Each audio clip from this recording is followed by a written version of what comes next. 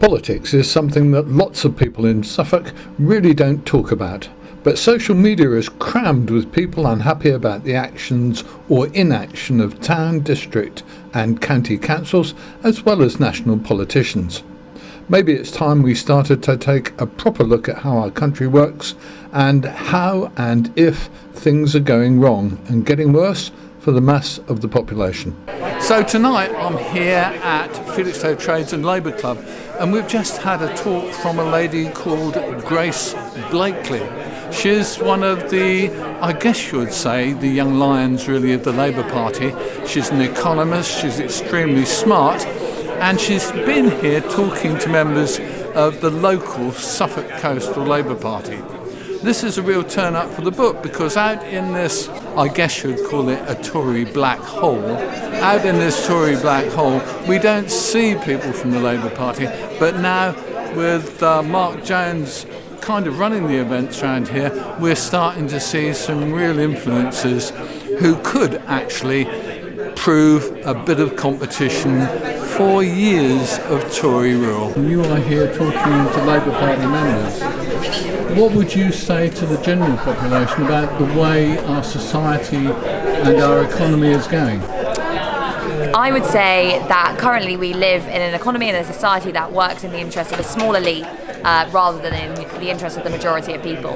And that's really a result of the fact that people who live off wealth rather than people who live off work are the ones who are controlling, owning and running all of our big organisations, our politics and our big economic and business institutions.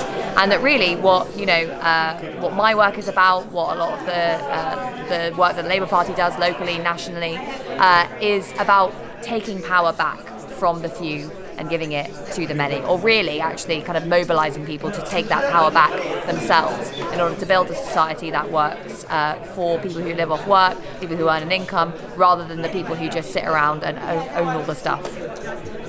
One of the things you majored on was the cost of houses and the almost impossible situation of getting into a house if you don't own one.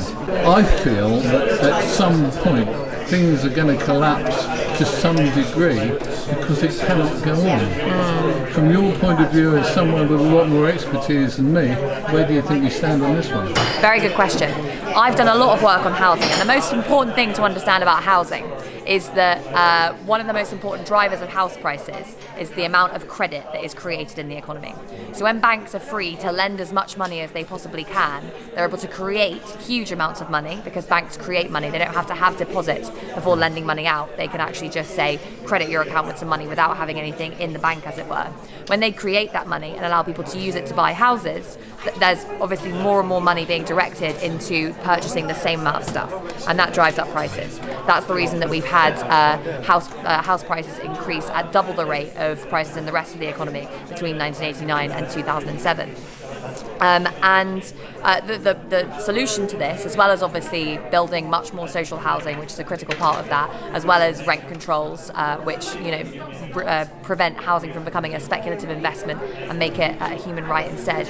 We really need to control those links between the finance sector, between the banks and real estate, and these were obviously integral in causing the financial crisis. And that means taking on the power of these institutions and actually saying, housing is a human right. Everyone deserves the right to have somewhere to live. It shouldn't depend on how much money you have, and actually you can't have housing used as a speculative investment just to make more and more money, whether that's through lending or through kind of investors buying up huge chunks of the country. Instead, what we need is democratic and public housing that is available for everyone. So just to take that one step further, where do we stand now? Because we have houses in our town, Felixstowe, that a few years ago, as you know, cost 50,000 or 100,000 quid, and they're now 300,000 quid. And we have a huge number of young people in our town, or younger people, who cannot afford them. What's going to happen?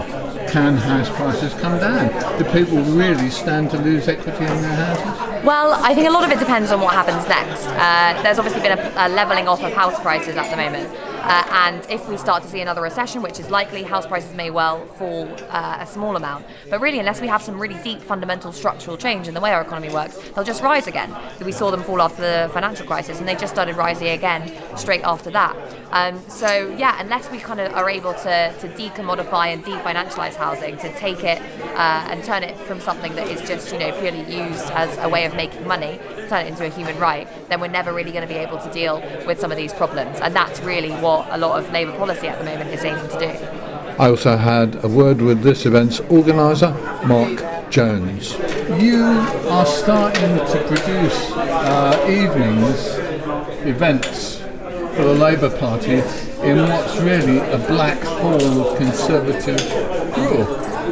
Tell me about it. Tell me why you're doing this, and tell me what your eventual project is. I mean, I'd like to see this kind of stuff go out to a wider public audience. A simple answer to your question is that I'm looking to change the narrative in Suffolk Coastal.